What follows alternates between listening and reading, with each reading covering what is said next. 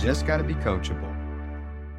What's not working in your relationship is working on the relationship. Every single one of those clients will tell you working on the relationship was exactly what was not working. And every one of them will tell you, and I think they all probably mentioned it in the reviews, that this was the easiest thing they ever did, but it was the opposite of their very DNA. Because as men, when there's something that we want, there's something that we want more than anything else, especially when she's walked out the door. Now we really want her.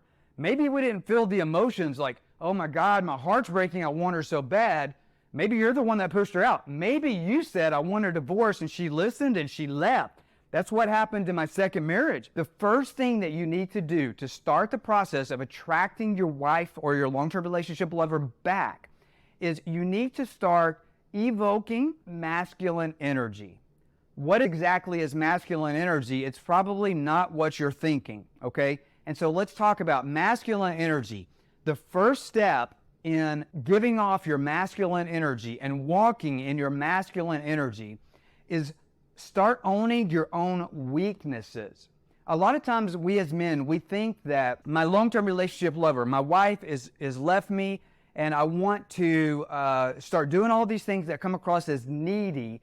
And that's you walking in the feminine, and that's you pushing her further away. You need to make action fast on a new way of being and a new way of thinking so that this brings about lasting change in your life, so that not only do you attract your spouse or your lover back, you're able to keep her when she comes back. In my first marriage that ultimately failed, I successfully attracted her back, but it wasn't a new way of being and it wasn't a new way of thinking. And ultimately the marriage ended because, again, it's not about all of the things that you do right. For her, it's the one or the two things that you do wrong. So when you change, it has to be an actual genuine and real change. You can re-attract her back, and it doesn't mean that you're a cuckold. And even if you have got into that lifestyle, there's a way out of that, because the reason that you got into that to begin with is because you had a fear, and you may not even be aware that you have the fear.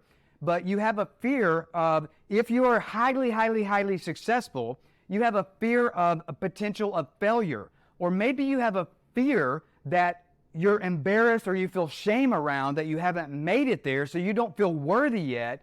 And your safety mechanism that you either consciously or subconsciously deal with that fear is that you actually put yourself in the submissive role, in the lesser than role. That way you can say, I'm going to hit the pain head on and I'm dealing with it. Or maybe you're not that extreme, but you're walking in condemnation and you're like, I don't deserve her back. I cheated on her. I wasn't a good husband. And I saw a post on Instagram that said, if you love her, let her go. This is going to give you a life like you never imagined, okay? You have to create curiosity. So when we're talking about physical attractiveness, looking the part, maybe you look like a man on GQ and you got it going on. Change something, though, about your looks, because the goal is to create curiosity. You know the saying, curiosity killed the cat? It's because if the cat is curious, she's going to be thinking about you. Right now, your problem is she's not thinking about you. We want her thinking about you, but we don't want her thinking about you because you're pushing her and you're doing the same BS that you've been doing that's pushing her further away. We want you to back off and focus on becoming the man you're supposed to be, and we want you on the mission that you're supposed to be on, that you're probably not. They want to go off and they want to know it's safe to go off without you bitching at them, and they want to know that the stable man, the masculine man, is there waiting on them when they get back. Your problem is that you're trying to get her to work on the relationship, and so she sees this jerk up there on the mountain and he's throwing a lassie down, trying to rope her, right? Even if you get her pulled back up and you get her in her arms, if you don't change, as soon as you let go of the grip, she's going to run back down to the river where the cool water is. What she needs from you is for you to change, and that will attract her back. In my program, I call this easily just walking down the mountain. She's still looking up at you, but she sees you start coming her way because you stop shaming yourself. You heal because you're starting to see yourself and what's important to you. And now you're enabled to figure out, what do you really want for your life? And friends, I'm here to tell you, all of you men listening to this, a man that evolves into a happy man, that's not triggered, that doesn't blow up, that's truly happy, that understands what his calling is, his life purpose, his mission. No woman on planet Earth has ever left a man like that.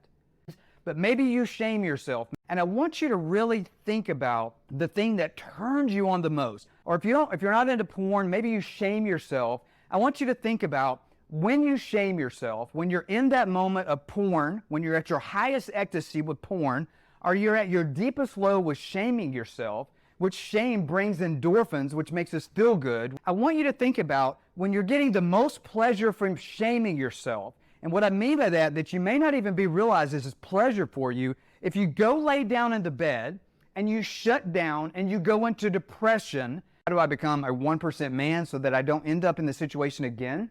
And fast forward into a new marriage, I ended up right back in the same situation. And I figured out how to get out of that situation in a way that brought lasting change, in a way that would be something that you can immerse yourself in, because to her, it's not about all of the things that you're doing right.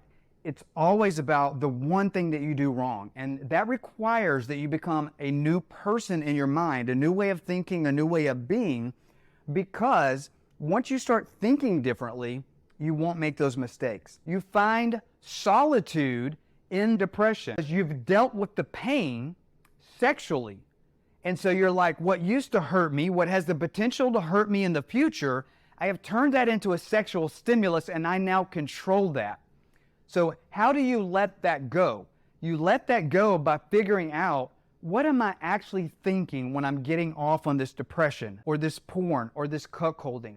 What is the thought that I'm having right now at my highest pleasure in what I'm doing to deal with the pain? So your subconscious says, I got to let go of these stories. I got to let go of this BS because it's working for everybody else. So it must be me. And once that goes back to step 2, so you're shaming yourself, letting go of the fear, letting your guard down and being vulnerable to see that it's okay if there's areas of your life that are effed up that need change. Because this is not only going to attract her back, this is going to give you a life like you never imagined. Hey guys, I want to share something with you. If you're still watching the video at this stage, I'm assuming that you're getting at least some benefit from the content. I want to give you something else. I'm offering right now a free masterclass, and at the end of that masterclass, I'm giving you an opportunity to apply to work with me. The website to do that is denvergriffin.com/masterclass. And if you're enjoying some of this content, please hit that like button and subscribe. I'm posting YouTube videos daily right now to give you free content in order to help you save your marriage.